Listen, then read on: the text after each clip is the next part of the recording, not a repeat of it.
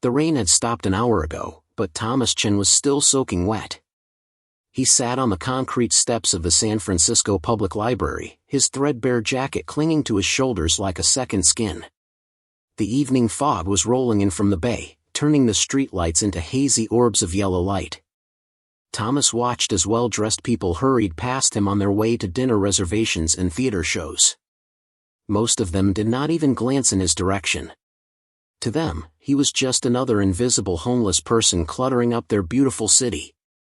Before we jump back in, tell us where you're tuning in from, and if this story touches you, make sure you're subscribed, because tomorrow, I've saved something extra special for you. Thomas pulled his sleeping bag tighter around his legs and tried to ignore the gnawing hunger in his stomach. He had not eaten since yesterday morning when someone had left half a bagel on a bench in Golden Gate Park. His hands were raw from the cold, the fingers cracked and bleeding at the knuckles. He flexed them slowly, wincing at the pain. These hands had once done remarkable things, but now they were just tools for survival, digging through trash cans and holding cardboard signs at busy intersections. A group of young professionals walked by, laughing about something one of them had said.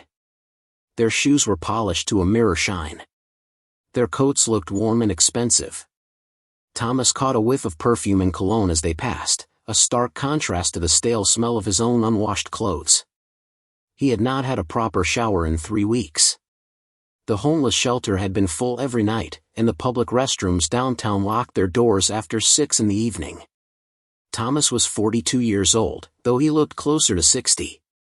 The streets had a way of aging a person faster than time alone ever could. His hair, once thick and black, was now streaked with gray and matted against his scalp. His face was gaunt, the cheekbones pressing sharply against weathered skin. A scar ran from his left eyebrow down to his cheek, a souvenir from a fight over a sleeping spot under the Interstate 80 overpass 6 months ago. He had been homeless for 4 years now, ever since the accident that had destroyed everything. But that was a memory he tried not to think about. Thinking about the past only made the present more unbearable. Instead, Thomas focused on immediate concerns like where he would sleep tonight and whether he could panhandle enough money for a cup of coffee in the morning. The library would be closing soon. Thomas liked spending his afternoons there when the weather was bad. It was warm inside, and as long as he stayed quiet and did not bother anyone, the security guards usually left him alone. He would sit in the reading room pretending to look at books while actually just trying to get warm and rest his feet. Sometimes he would doze off in one of the chairs until a librarian gently shook his shoulder and reminded him that sleeping was not allowed. A black limousine pulled up to the curb across the street. Thomas watched with mild interest as a driver in a crisp uniform stepped out and opened the rear door. A man emerged, tall and heavy-set, wearing a suit that probably cost more than Thomas had made in a year back when he had a job. The man straightened his tie and looked up at the ornate building in front of him. It was the Morrison Gallery, an exclusive auction house that dealt in fine art and rare collectibles. The man crossed the street with the confidence of someone who owned the world around him. As he approached, Thomas could see his face more clearly. He was in his mid-50s with silver hair slicked back from a broad forehead. His eyes were cold and calculating, the kind of eyes that measured everything in terms of profit and loss.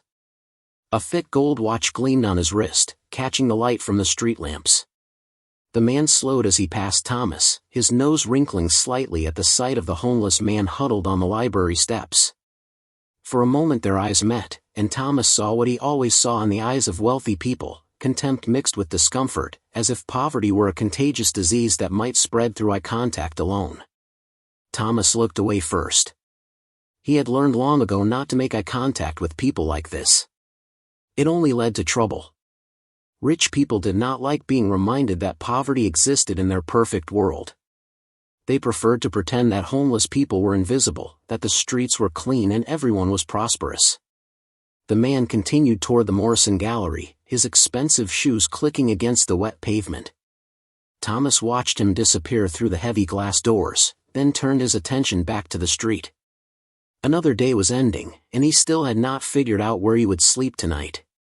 What Thomas did not know was that the man who had just walked past him was Richard Morrison, owner of the Morrison Gallery and one of the wealthiest art collectors in California.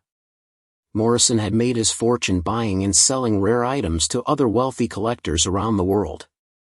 He specialized in musical instruments, particularly pianos. Over the years, he had acquired some of the most valuable pianos ever made, instruments that had been played by famous composers and performers throughout history. Morrison was not a kind man. His wealth had insulated him from the struggles of ordinary people, and he had developed a deep disdain for anyone he considered beneath his social class. He believed that poverty was a sign of personal failure, that anyone who ended up homeless had only themselves to blame. He donated money to charities occasionally, but only for the tax benefits and the social prestige it brought him. He felt no genuine compassion for the less fortunate. Inside the gallery, Morrison was preparing for a private viewing. A select group of collectors had been invited to see his latest acquisition, a Bosendorfer Imperial Grand Piano from 1875. The instrument was worth over $2 million. It had been owned by a European aristocrat and had sat in a castle for nearly a century before Morrison had purchased it at auction. The piano had been completely restored, its ebony finish gleaming like liquid night, its ivory keys replaced with perfect replicas. Morrison walked through the gallery, checking that everything was in order. The lighting was perfect, designed to make the piano the centerpiece of the room. Champagne and hors d'oeuvres were arranged on tables along the walls. His staff moved quietly through the space, making final adjustments before the guests arrived. He paused in front of the Bosendorfer, running his hand along its smooth surface. This piano represented everything Morrison valued: rarity, beauty, and above all, monetary worth. He did not care about music itself. He could not play a single note. To him, the piano was simply an investment, a status symbol that proved he could afford things other people could only dream of owning. The guests began arriving at 7 o'clock. They were all wealthy collectors like Morrison, people who spent their money on rare objects and competed with each other to own the most impressive pieces. They stood around the gallery sipping champagne and discussing their latest purchases. The conversation was full of names and numbers, artists and auction prices, investment portfolios and market trends. Morrison held court in the center of the room, accepting compliments on his new acquisition. He loved these events, loved being the center of attention, loved the envy in other collectors' eyes when they looked at something he owned that they did not. He was in his element, surrounded by people who understood the value of rare and beautiful things. Outside, Thomas had given up hope of finding a spot at the shelter. He had walked the 12 blocks to the facility only to be turned away at the door. The building was at capacity, the staff member had told him apologetically. Maybe tomorrow night there would be space. Thomas had nodded and walked away, too tired to feel disappointed. This happened more often than not.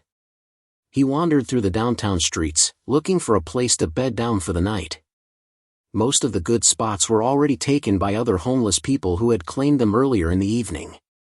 Thomas knew better than to try to displace someone else. That was a good way to get hurt or worse. He found himself back near the library, standing across from the Morrison Gallery. Through the large windows, he could see the wealthy people inside, their silhouettes moving against the bright lights.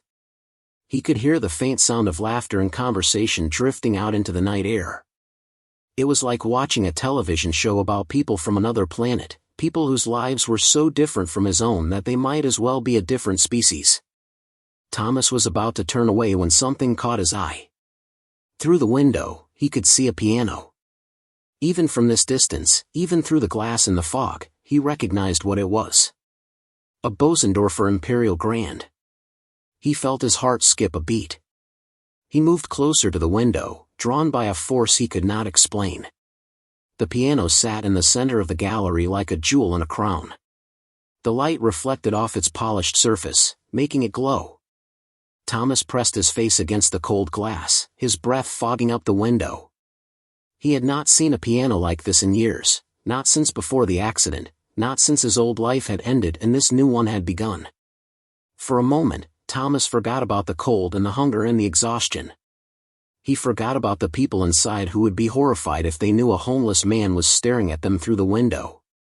All he could see was the piano, and all he could think about was the music that instrument could make in the right hands.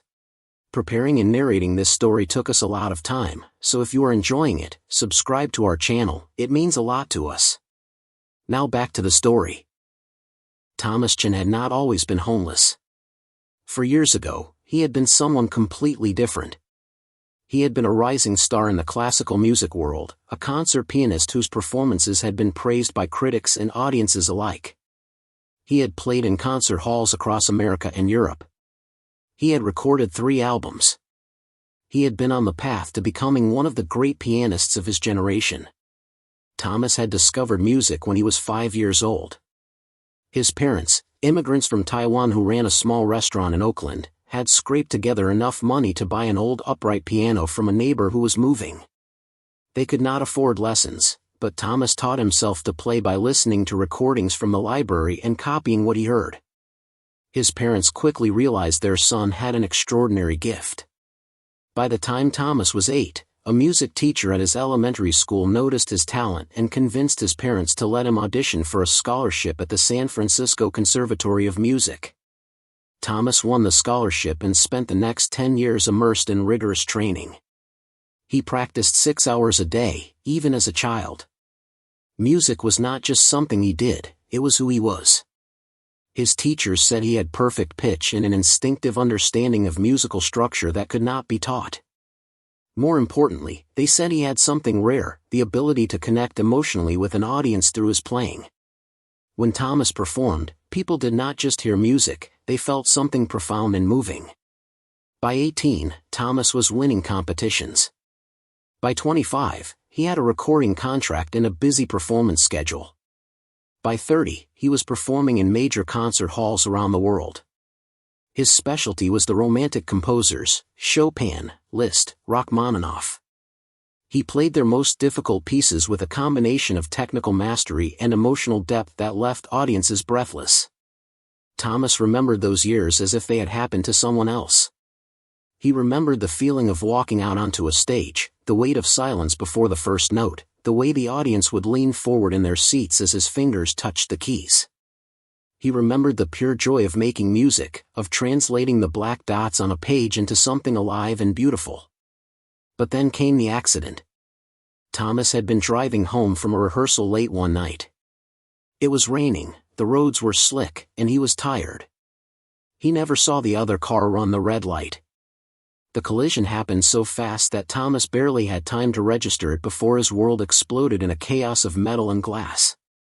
He woke up 3 days later in a hospital bed. The doctors told him he was lucky to be alive. Multiple broken bones, internal injuries, severe trauma to his head and spine. He would recover, they said, but it would take time. What they did not tell him right away was the extent of the damage to his hands. Thomas had been gripping the steering wheel at the moment of impact. The force of the collision had crushed both of his hands between the wheel and the dashboard. The bones were shattered in multiple places. The tendons were torn. The nerves were damaged. The surgeons did what they could, piecing together the wreckage of his hands with pins and screws and grafts. When the bandages finally came off, Thomas looked at his hands and did not recognize them.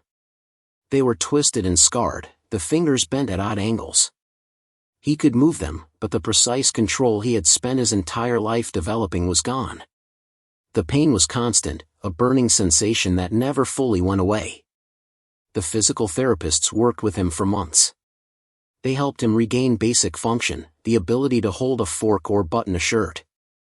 But when Thomas tried to play piano, he discovered the devastating truth: he could no longer perform at the level required for a professional career. His fingers would not move fast enough. They would not stretch far enough. The coordination that had once been as natural as breathing was now impossible. Thomas tried everything. He worked with specialists. He practiced until his hands bled. He forced himself through the pain, convinced that if he just tried hard enough, he could overcome the damage. But some things cannot be fixed through willpower alone. The simple fact was that his hands would never work the way they once had. His career evaporated almost overnight. Concert dates were canceled. The recording contract was terminated. Students found other teachers. Friends and colleagues, who had once praised his talent, stopped returning his calls. In the music world, Thomas Chin went from rising star to forgotten has-been in the space of a few months. The medical bills from the accident were staggering. Thomas had health insurance, but it did not cover everything. Between the hospital stays, the surgeries, the therapy sessions, and the medications, he found himself drowning in debt. He sold his piano first, the beautiful Steinway that had been his most prized possession. Then he sold everything else, his furniture, his recordings, his books, his clothes. It was not enough. He lost his apartment. He moved into a cheaper place, then an even cheaper one. He took whatever jobs he could find, but without his music career, he had no other marketable skills.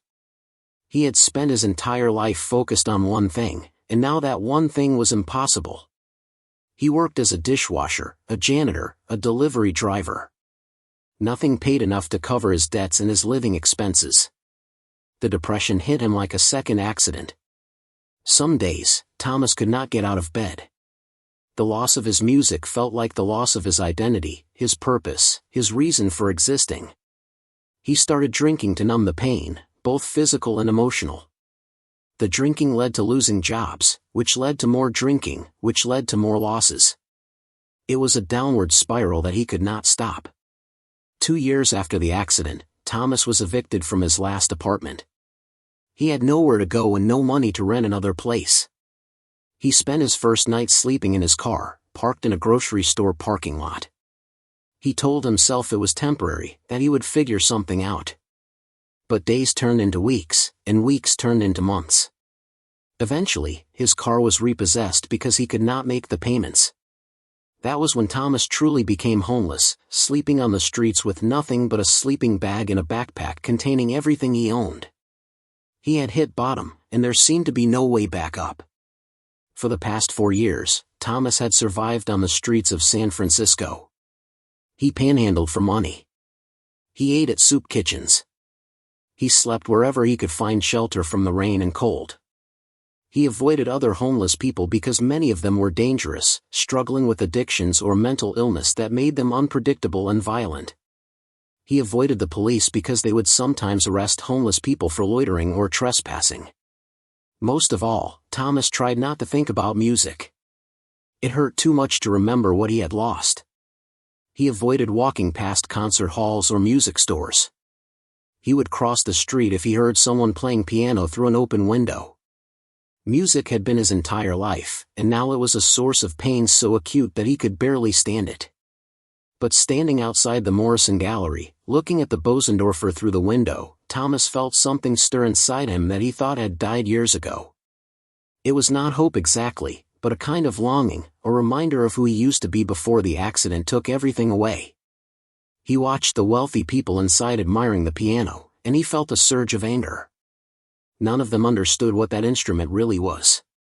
To them, it was just an expensive object, a status symbol, an investment. They did not see the music waiting inside it. They did not understand that a piano like that was meant to be played, not just looked at. Thomas pressed his scarred hands against the cold window glass. His fingers ached from the cold and the old injuries.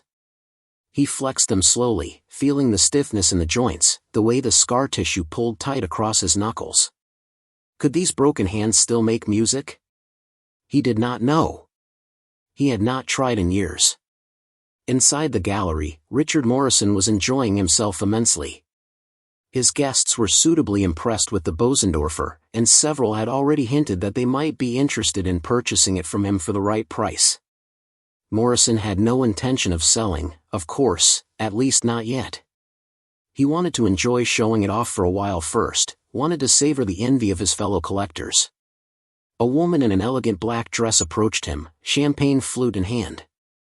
She was talking about a Stradivarius violin she had purchased recently, and Morrison was half listening, nodding at appropriate moments while his mind wandered. That was when he happened to glance toward the window. He saw Thomas immediately.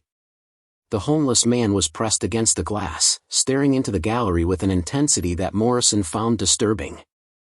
Morrison felt a flash of irritation. This was a private event for exclusive guests, and here was this dirty street person ruining the atmosphere. Morrison excused himself from the conversation and walked toward the window. As he got closer, he could see the homeless man more clearly. The filthy jacket, the matted hair, the scarred face. Morrison's irritation turned to disgust. How dare this vagrant stand outside his gallery, pressing his filthy hands against the window? Morrison rapped sharply on the glass, trying to get the homeless man's attention. Thomas jumped, startled, and stepped back from the window.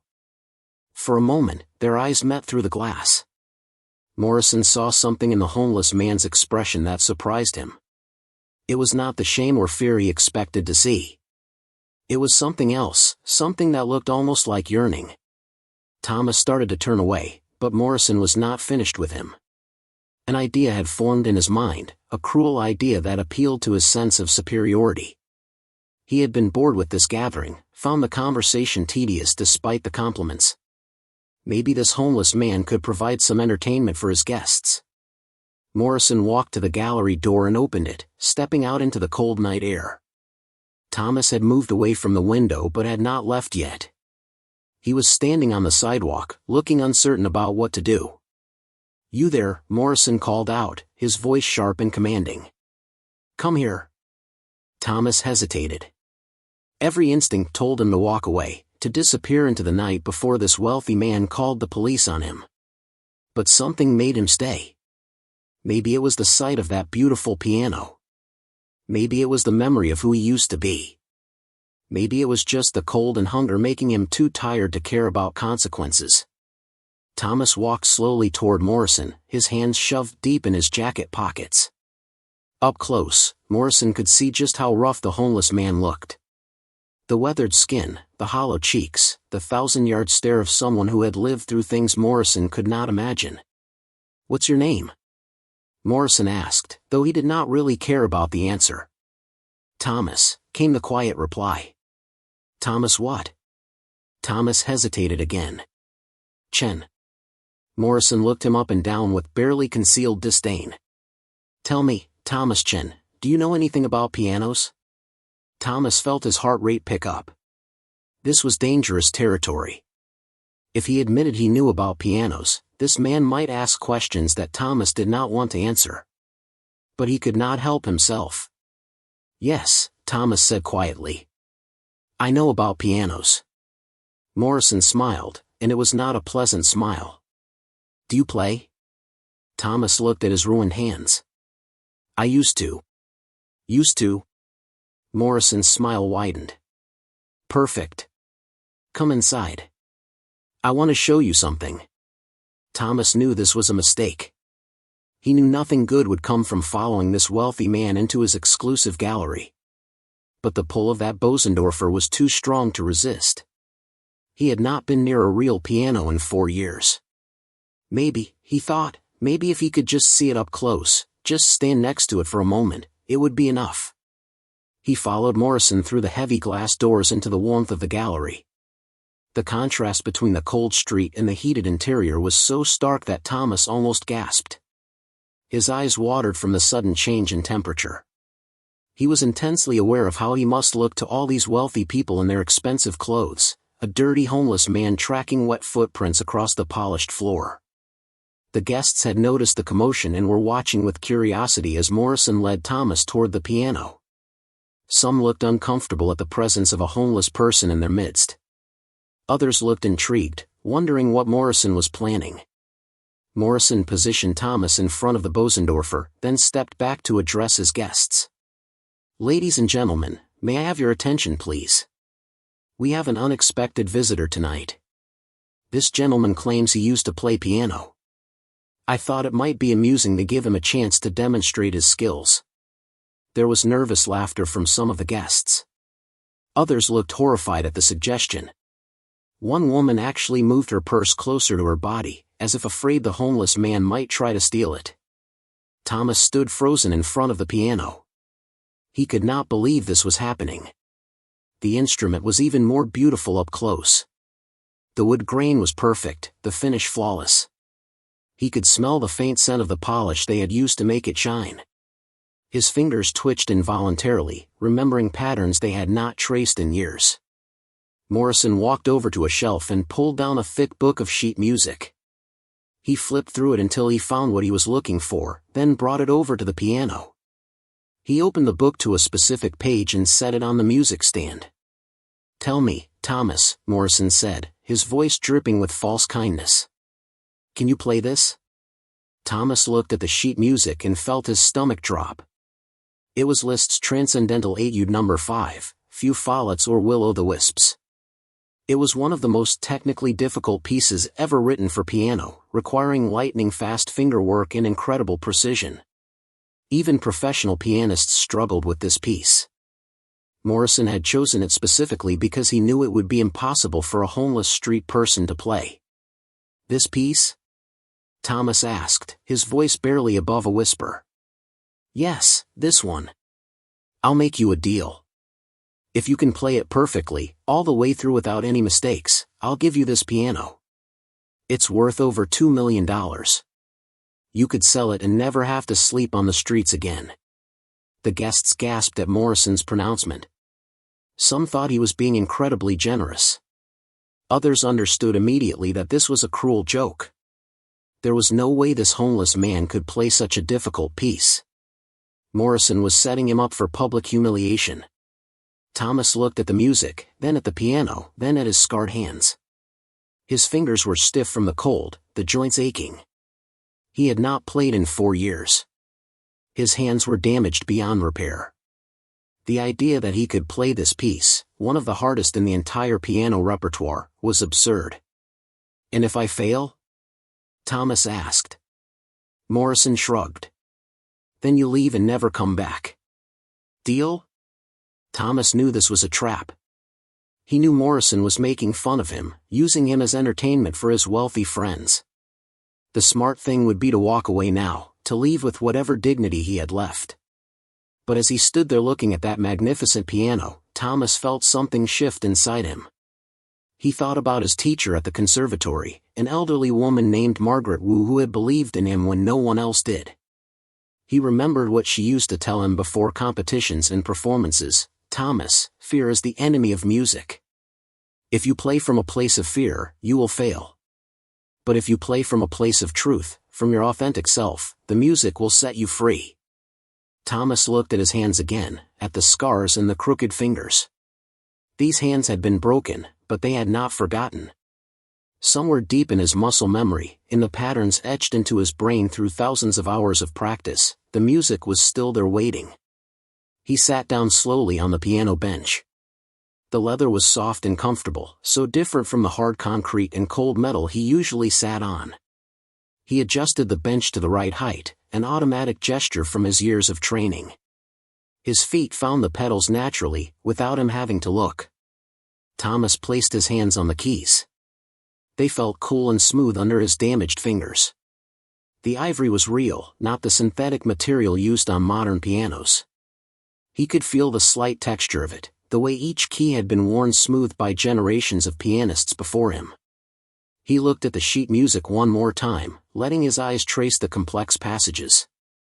He could hear the piece in his mind, the way it was supposed to sound. Liszt had written this etude to challenge the technical limits of piano performance. It required the pianist to play rapid scales and arpeggios with perfect clarity, to leap across the keyboard with precision, to maintain control even at breathtaking speeds. The guests had fallen silent, watching with a mixture of curiosity and anticipation. Morrison stood to the side with his arms crossed, already smiling at the thought of how badly this was going to go. He could not wait to see the homeless man fumble through a few bars before giving up in embarrassment. Thomas took a deep breath and closed his eyes. He blocked out the watching crowd, blocked out Morrison's cruel smile, blocked out the voice in his head that told him this was impossible. He thought about Margaret Wu and her wisdom about fear. He thought about his parents, working 16-hour days in their restaurant to give him opportunities they never had. He thought about all the years he had spent loving music, living for music, being music. Then Thomas began to play. The first notes that came from the Bosendorfer were soft and delicate, like whispers in the darkness. Thomas's fingers moved across the keys with a gentleness that surprised even him.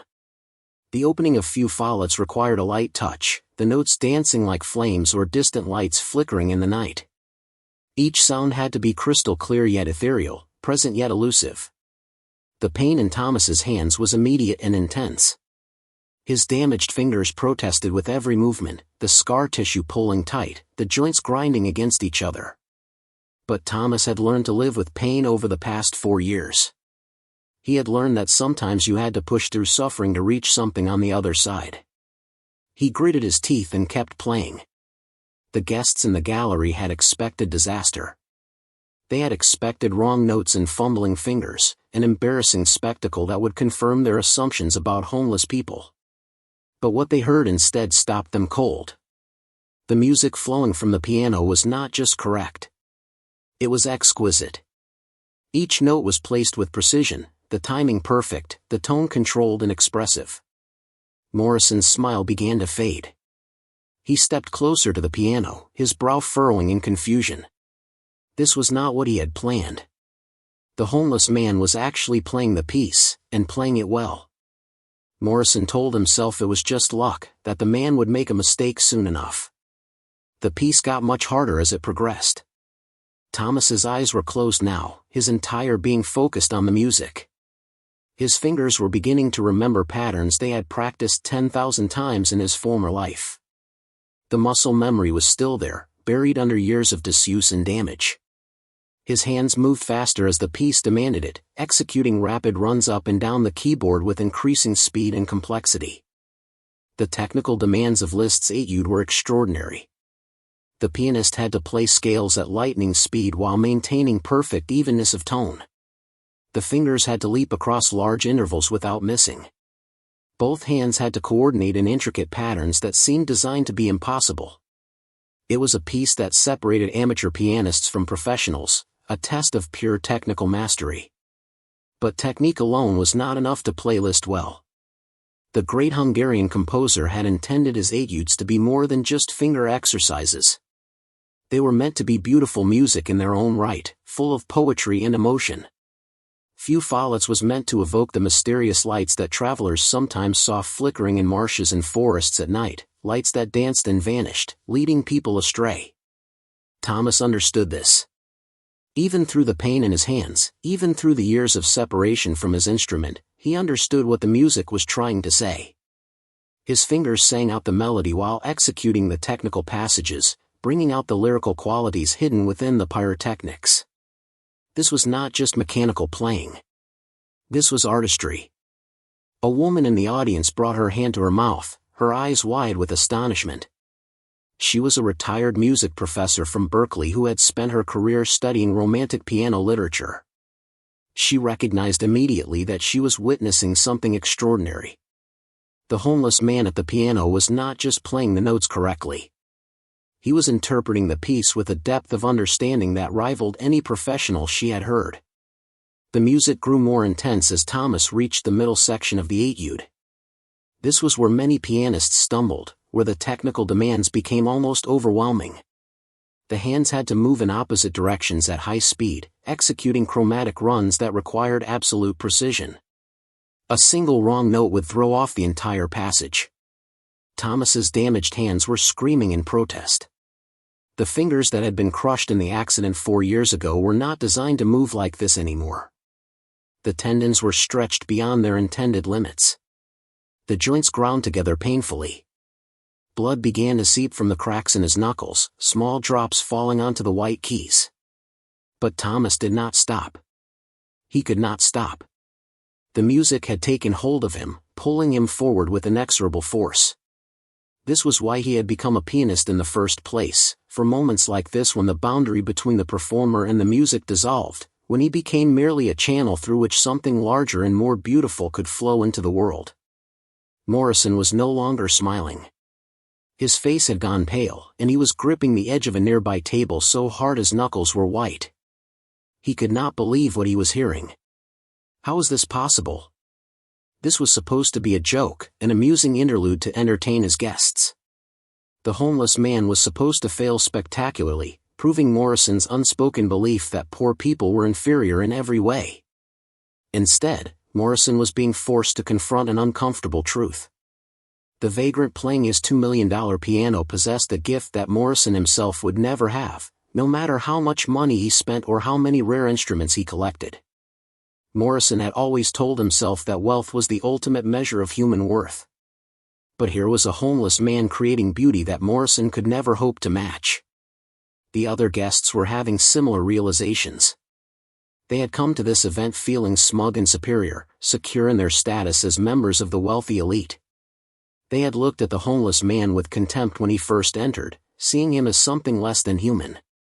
Now they were being forced to see him differently. A man in an expensive suit who worked as a hedge fund manager felt tears forming in his eyes. He had not cried in 20 years, had trained himself to view emotion as weakness. But something about the music was breaking through his carefully constructed defenses. The beauty of it was overwhelming, undeniable. He realized with a shock that he had never experienced anything this moving in all his years of attending exclusive cultural events. Thomas was approaching the most difficult passage in the entire piece. The climax of Few Follets required the pianist to play rapid octaves in both hands while maintaining absolute control and clarity. The hands had to move in parallel motion at incredible speed, each octave perfectly in tune and evenly voiced. Most pianists, even very good ones, fudged this section slightly, blurring the notes together to hide imperfections. Thomas did not blur or fudge. Despite the pain that was now radiating up his arms in waves, despite the blood on the keys, despite the 4 years he had spent away from a piano, his hands executed the octaves with stunning precision. Each note rang out clear and true, the sound filling the gallery with almost physical presence. The retired music professor was shaking her head in disbelief. She had analyzed this piece in her classes, had listened to recordings by the greatest pianists of the 20th century. She had never heard anyone play this passage with such control and power. The homeless man's interpretation was revealing things in the music she had never noticed before, subtle shadings and emphases that brought new meaning to Liszt's composition. Morrison felt something close to panic rising in his chest. His entire worldview was being challenged by what he was witnessing. He had spent his life acquiring expensive things, believing that ownership of rare and beautiful objects made him special, made him better than other people. But this homeless man, who owned nothing, was demonstrating a mastery that Morrison could never purchase. The piece was racing toward its conclusion now. Thomas's fingers were moving so fast they were almost a blur. The final section of Few Follets was a wild cascade of notes, a technical tour de force that required perfect coordination between both hands. The music seemed to accelerate beyond what should be humanly possible, pushing the limits of what the piano could do. Thomas could feel his strength waning. The adrenaline that had carried him through the first part of the piece was wearing off, and the full extent of the pain in his hands was becoming almost unbearable. His vision was starting to blur. His breathing was ragged. But he was so close to the end, so close to proving that he was still a musician despite everything that had happened to him. The guests were on the edges of their seats, completely absorbed in the performance. Every single person in the gallery had forgotten about their champagne and their social status and their expensive clothes. They were experiencing something that money could not buy, the privilege of witnessing true genius at work. A young woman who had inherited her father's technology fortune was crying openly. She had never worked a day in her life, had everything handed to her on a silver platter. She had assumed that her wealth made her special, made her deserving of admiration and respect. But watching this homeless man pour his soul into the music, she understood that she had never accomplished anything meaningful. She had never struggled for anything. She had never created beauty from suffering the way Thomas was doing right now. Thomas reached the final measures of the piece. His hands were covered in blood now, the damaged skin having split open completely from the strain. But the blood on the keys only seemed to make the music more poignant, more real. These were not just notes anymore. They were a testament to human resilience, to the refusal of the human spirit to be completely broken no matter what life throws at it. The last few bars of Few Follets required one final burst of speed and precision. Thomas summoned strength from somewhere deep inside himself, from a place he had thought was empty. His hands flew across the keyboard in a final dazzling display of technique. The notes tumbled over each other like water cascading over rocks, each one perfectly placed, perfectly timed, perfectly voiced. And then it was over. Thomas played the final chord and lifted his hands from the keys. The sound hung in the air for a moment, then faded into silence. The gallery was utterly quiet. Nobody moved. Nobody breathed. They were all suspended in that moment between the end of the music and the return to ordinary reality. Thomas sat at the piano bench with his head bowed, his bloodied hands resting in his lap. He was shaking from the exertion and the pain. Tears were streaming down his face, though he was not sure if they were tears of pain or joy or grief for all the years he had lost. Maybe they were all three. The silence stretched on. Morrison stood frozen, his mouth slightly open, unable to process what had just happened.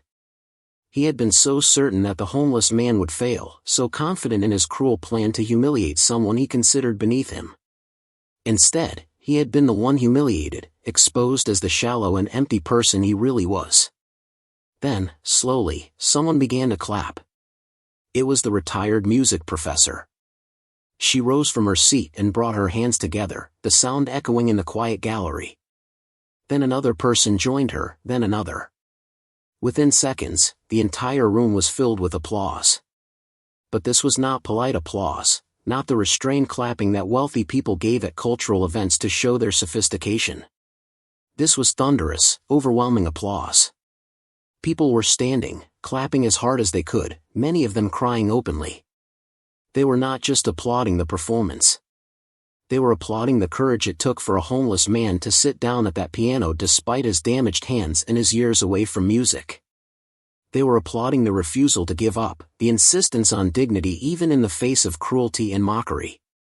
The hedge fund manager was clapping so hard his hands hurt. The young heiress was clapping through her tears.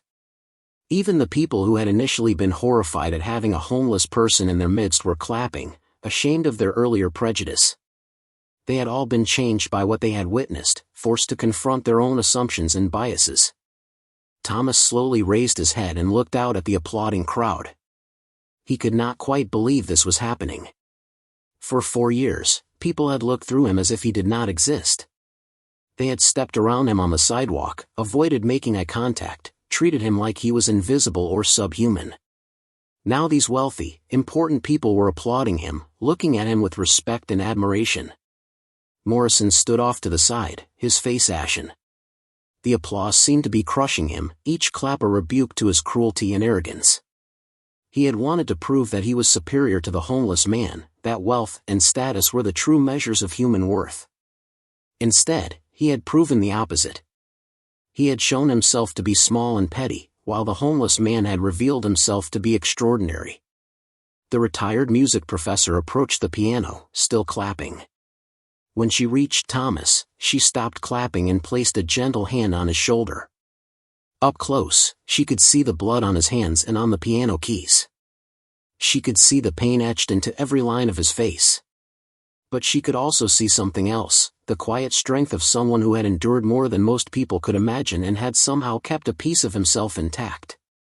"What is your name?" she asked softly. "Your full name?" Thomas looked up at her through his tears. "Thomas Chen," he said, his voice hoarse. Her eyes widened. "Thomas Chen? The Thomas Chen who played at the Dorothy Chandler Pavilion 8 years ago? Who recorded those Chopin nocturnes that won the Classical Music Award?" Thomas nodded slowly. He had not heard anyone say those words in so long. It felt strange to be reminded that he had once been someone, that he had once had a name that meant something in the music world. The professor turned to address the crowd, raising her voice to be heard over the continuing applause. "Everyone, please. This man is not just a talented amateur. This is Thomas Chen, one of the most gifted pianists of his generation. He disappeared from the music world several years ago, and we all wondered what had happened to him." The applause faltered and died as people processed this information. They looked at Thomas with new eyes, trying to reconcile the acclaimed pianist with the homeless man sitting before them. How could someone fall so far? What had happened to bring him to this point? Morrison felt as if the ground had dropped out from beneath him. He had not just mocked some random homeless person. He had mocked a genuine artist, someone whose talent was recognized by the music world. The full weight of his cruelty hit him like a physical blow. He had tried to humiliate a man who was already suffering, who had already lost everything. The professor was still looking at Thomas with concern and compassion. "What happened to you?" she asked gently. "Why are you living on the streets?" Thomas took a shaky breath. He had not told his story to anyone in years. He had learned that people on the streets did not want to hear about your past. They had their own problems to deal with. But now, surrounded by these people who had just heard him play, who had seen past his appearance to recognize the musician within, he felt compelled to speak. "There was an accident," Thomas said quietly. "4 years ago. A car accident. My hands were crushed. I lost my career, my apartment, everything. The medical bills were more than I could pay. I tried to keep going, but I couldn't. I ended up here." He held up his hands so they could see the scars, the crooked fingers, the blood from where the skin had split during the performance. "The doctors said I would never play again. They were almost right. I haven't touched a piano in 4 years. Until tonight." The gallery was completely silent again. People were looking at Thomas's damaged hands, understanding for the first time the full magnitude of what they had just witnessed. He had not just played a difficult piece well. He had played it brilliantly despite physical damage that should have made it impossible. The pain he must have been experiencing throughout the performance was unimaginable. A woman in the crowd stepped forward. She was in her 50s, elegantly dressed, with the confident bearing of someone used to making decisions and being listened to. "I'm Dr. Sarachin," she said. "I'm a hand surgeon at UCSF Medical Center. I specialize in reconstructive surgery. Would you let me examine your hands?" Thomas looked at her with suspicion. He had learned to be wary of offers from wealthy people. They usually came with strings attached, with expectations of gratitude and deference that made him feel less than human. But there was something sincere in this woman's eyes, a professional concern that seemed genuine. "I don't have money for surgery," Thomas said bluntly. "I'm not asking for money," Dr. Chen replied. "I'm asking if you would let me help you. What you just did should have been impossible with the kind of damage I can see on your hands. But you did it anyway.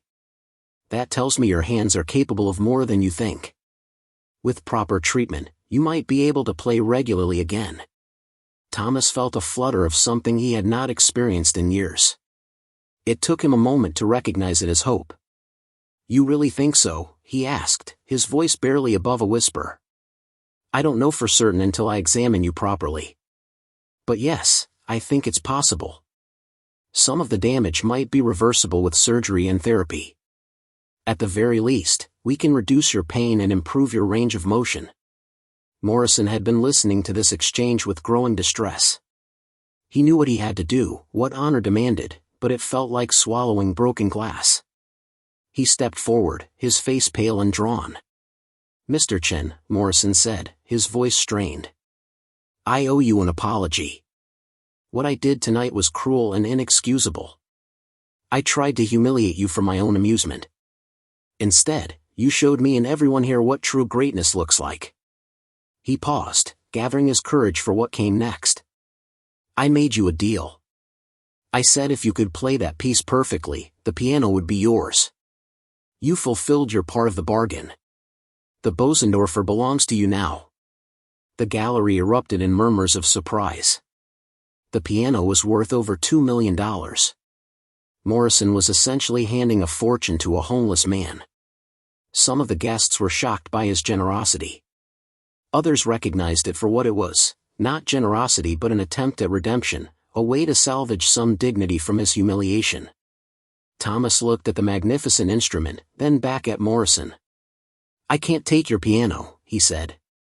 "Where would I keep it?" "I don't have a home." "Then we'll help you get one," the retired music professor interjected. Her name was Dr. Helen Martinez, and she had been head of the piano department at UC Berkeley before retiring. "I have connections in the music world. We can set up benefit concerts, fundraisers. We can help you get back on your feet." Other voices joined hers. The hedge fund manager offered to set up a trust fund to manage the money from selling the piano. The young heiress offered to pay for temporary housing while Thomas got his life sorted out. Dr. Sarachan repeated her offer to provide medical treatment free of charge. Even people who had initially recoiled from Thomas's presence were now eager to help, as if by doing so they could atone for their earlier prejudice. Thomas felt overwhelmed by the sudden outpouring of support. Part of him wanted to refuse, to tell all these wealthy people to keep their charity and their guilt. He had survived on the streets for 4 years without their help. He had learned not to trust kindness from people who had so much when he had so little. But another part of him, the part that had never quite died despite everything, whispered that maybe this was his chance. Maybe the music had brought him back from the edge for a reason. Maybe he could reclaim some piece of the life he had lost. "I don't know what to say," Thomas said finally, looking at the faces surrounding him. "This is all happening so fast." "Say yes," Dr. Martinez urged. "Say yes to letting us help you. You have a gift that the world needs to hear. It would be a tragedy to let it remain hidden." Thomas looked down at his bloodied hands. They were still trembling from the exertion of the performance, the pain a constant throb that pulsed in time with his heartbeat. But they had remembered how to make music. Despite the damage, despite the years of disuse, they had remembered. He thought about his teacher Margaret Wu, who had believed in him when he was just a poor kid from Oakland with no resources and no connections. She had seen past his circumstances to recognize the potential within him. These people were offering him the same chance now, the opportunity to be seen for who he was rather than what he appeared to be. "Okay," Thomas said quietly. "Yes. I'll accept your help." The gallery erupted in applause again, but this time it was mixed with laughter and exclamations of joy. Dr. Martinez immediately began organizing, pulling out her phone to make calls. Dr. Chen scheduled an appointment for Thomas to come to her office for a full examination. Others were exchanging contact information, forming committees to handle different aspects of Thomas's rehabilitation. Morrison stood apart from the celebration, watching it all unfold. He felt hollow inside, as if the evening had scooped out something essential from his core. He had spent his life believing that his wealth made him superior to other people, that his expensive possessions were proof of his worth. In one evening, a homeless man had shattered that illusion completely. The young man who had recorded Thomas's performance on his phone approached Morrison nervously. "Mr. Morrison, sir. The video I posted online has already been viewed over 500,000 times. People are sharing it everywhere. The comments are incredible. Everyone wants to know who the homeless pianist is." Morrison nodded slowly. "Make sure everyone knows his name is Thomas Chen. Make sure they know his story. He deserves to be recognized." As the evening wore on, the atmosphere in the gallery transformed completely. What had started as an exclusive event for wealthy collectors became an impromptu celebration of Thomas's talent and a collective commitment to helping him rebuild his life. People who had never given a thought to homelessness were now discussing how they could contribute to solutions. The retired professor was already planning a comeback concert at Hertz Hall in Berkeley. Thomas sat quietly at the piano, observing the commotion swirling around him. He felt disconnected from his body, as if he were floating outside himself watching events unfold. Was this really happening? Or would he wake up on the library steps and discover it had all been a dream? Dr. Martinez sat down beside him on the piano bench. "I know this must be overwhelming," she said kindly.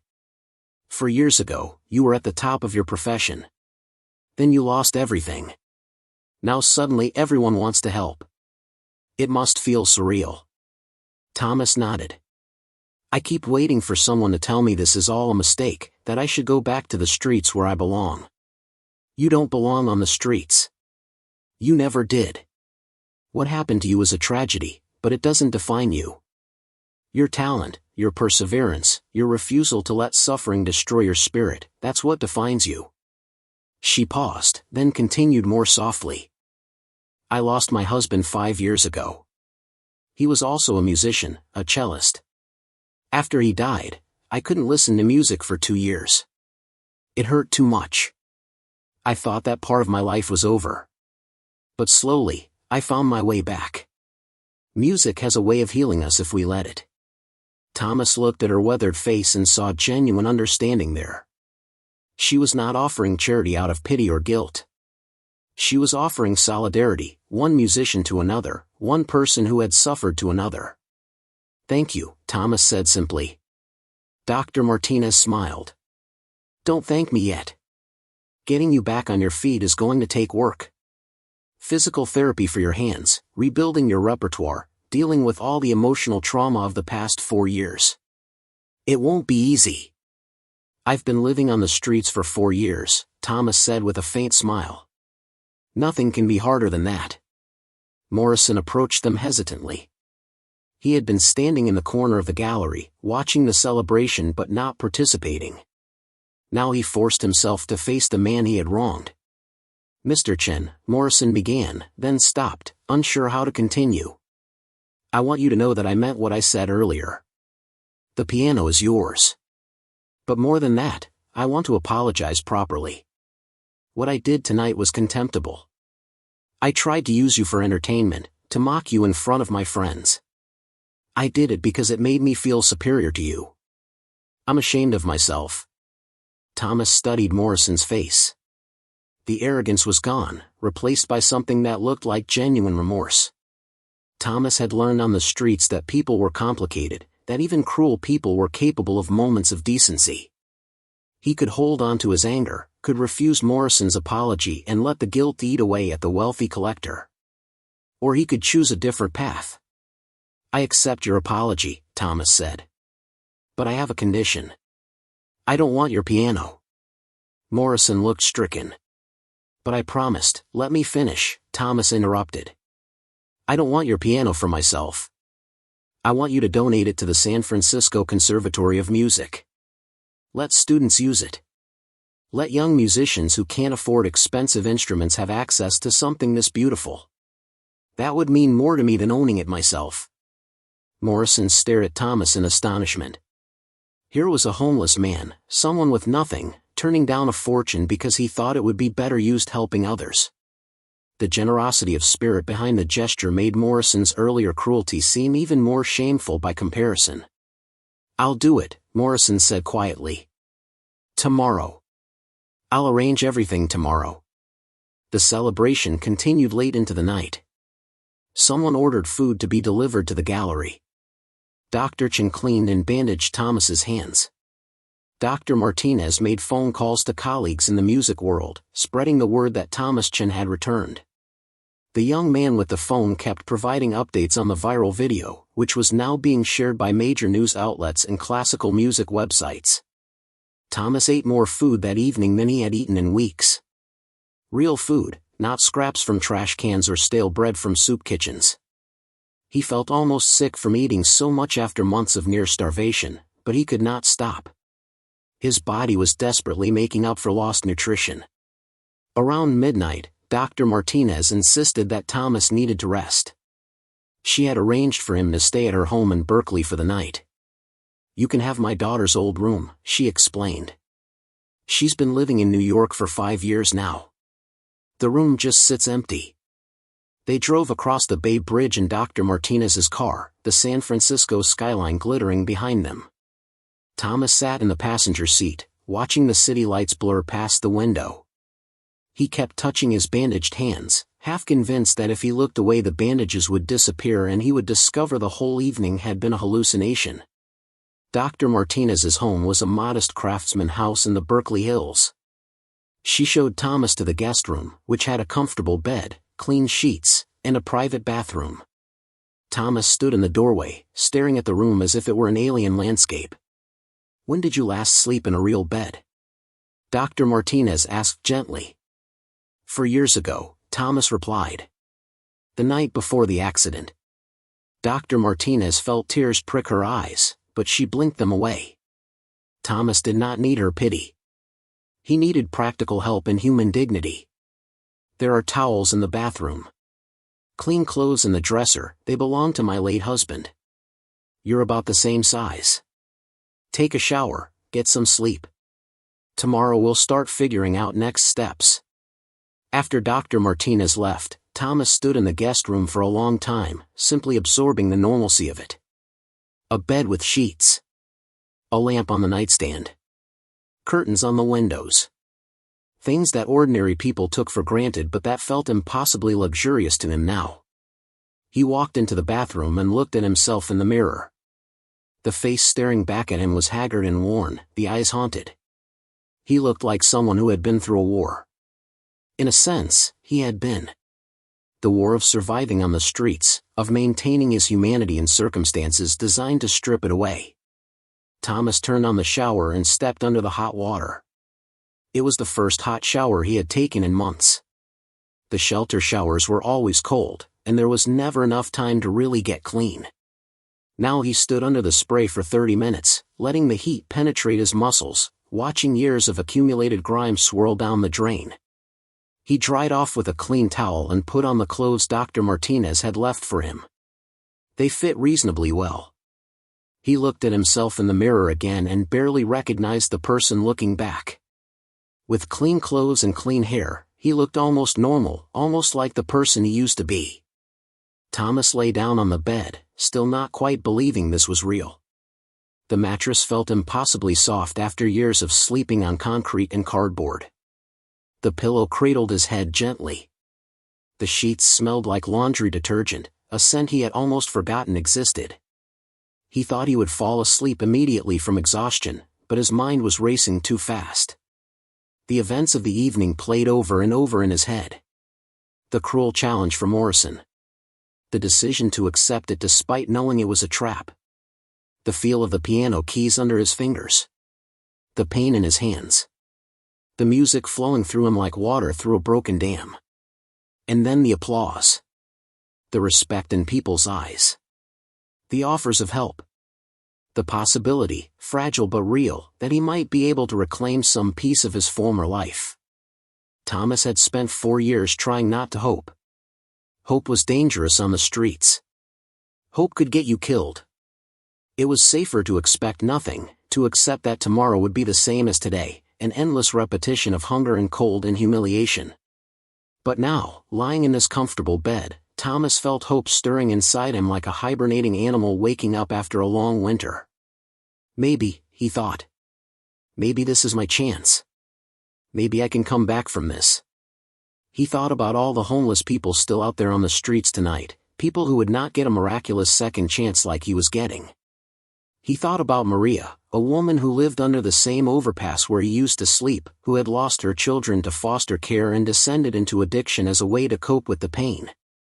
He thought about Robert, an elderly veteran with schizophrenia who talked to people no one else could see.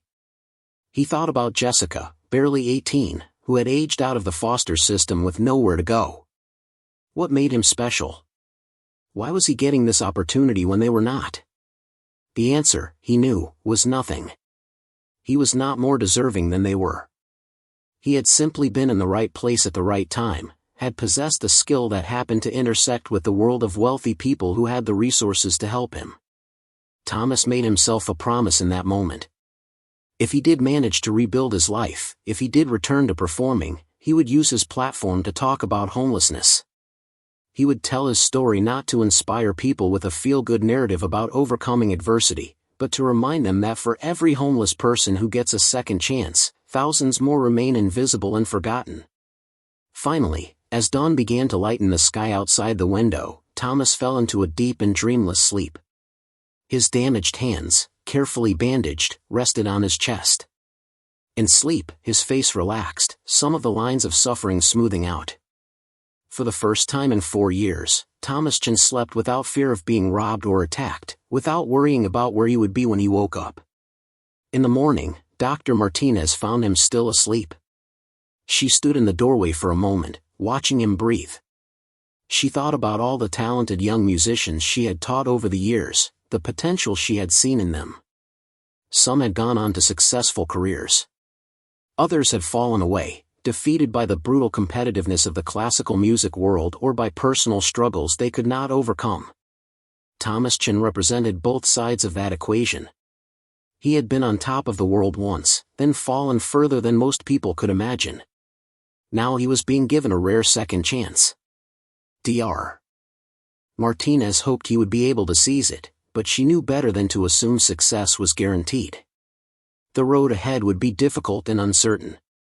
She closed the door quietly and went to make breakfast. When Thomas finally emerged from the guest room 2 hours later, looking rested for the first time in years, there was hot coffee waiting for him, and the smell of food cooking on the stove. Small things. Normal things. Things that would help Thomas remember what it felt like to be human again. 3 months passed like a dream Thomas kept expecting to end. Dr. Chin performed 2 surgeries on his hands, removing scar tissue and realigning damaged tendons. The recovery was agonizing, but nothing compared to the pain of losing music in the first place. Physical therapy sessions stretched his patience in his damaged fingers, but slowly, incrementally, function returned. Dr. Martinez became his advocate and mentor, just as Margaret Wu had been years before. She scheduled practice time for him at the conservatory, introduced him to former colleagues, rebuilt bridges that had crumbled during his years on the streets. The viral video had made Thomas internet famous, but Dr. Martinez knew that fame was fleeting. Real success required steady work and genuine talent, both of which Thomas possessed. Morrison kept his word about donating the Bosendorfer to the conservatory. He did more than that. He established a foundation to provide instruments and lessons to underprivileged students, naming it the Thomas Chin Music Access Fund. It was an attempt at redemption that would never fully erase his cruelty, but it would help countless young musicians who might otherwise never touch a quality instrument. The comeback concert at Hertz Hall sold out within hours. Proceeds would fund housing and medical care for homeless individuals in the Bay Area. Thomas spent weeks preparing, rebuilding his repertoire note by painstaking note. His hands would never be what they once were, but they were functional now, capable of expressing the music that had never truly left him. The night of the concert, Thomas stood backstage in borrowed formal wear, listening to the murmur of the crowd settling into their seats. He thought about the library steps where he had sat just 3 months earlier, invisible and forgotten. He thought about all the people still out there tonight, still invisible, still waiting for someone to see their humanity beneath the dirt and desperation. Dr. Martinez found him in the wings. Ready? Thomas flexed his scarred hands, feeling the pull of surgically repaired tendons. As ready as I'll ever be. Remember what you told me once, she said. Music has a way of healing us if we let it. Tonight, you'll heal others too. The stage lights came up.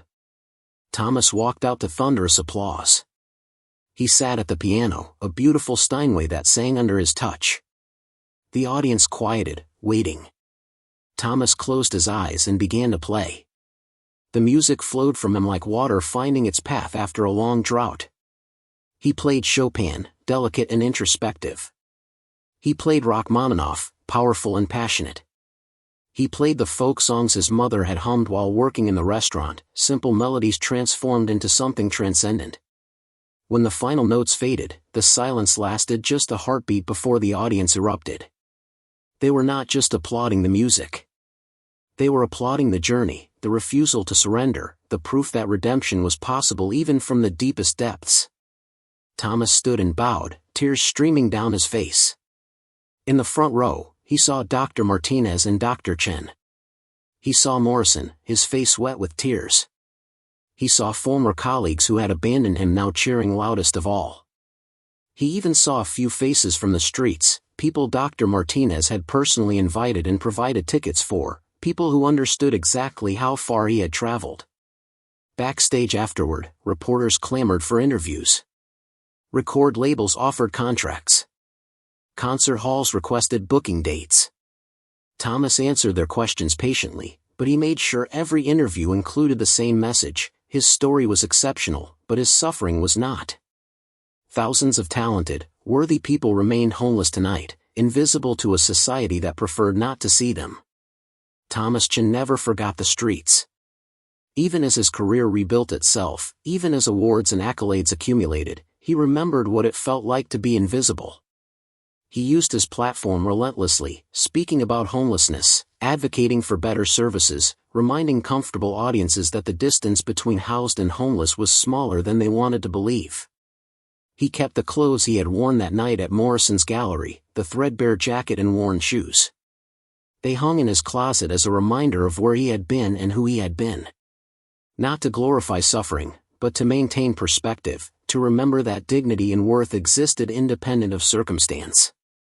Years later, when asked about the night that changed everything, Thomas would smile and say the same thing: "Morrison thought he was teaching me a lesson about knowing my place. Instead, I taught him that worth isn't measured by wealth or status. It's measured by how we treat each other when we have nothing to gain from kindness." The Bosendorfer still sat at the San Francisco Conservatory, played daily by students who would never know they were touching an instrument that had witnessed a miracle. Thomas would visit sometimes, running his scarred hands across its polished surface, remembering the night he had bled onto its keys and found his way back to himself. Music had saved him, but more than that, it had reminded him of something he had almost forgotten during those years on the streets: he was human, he mattered, and his voice deserved to be heard. That lesson, more than any technical skill or artistic achievement, was what Thomas carried forward into his reclaimed life. Up next, you've got 2 more standout stories right on your screen. If this one hit the mark, you won't want to pass these up. Just click and check them out.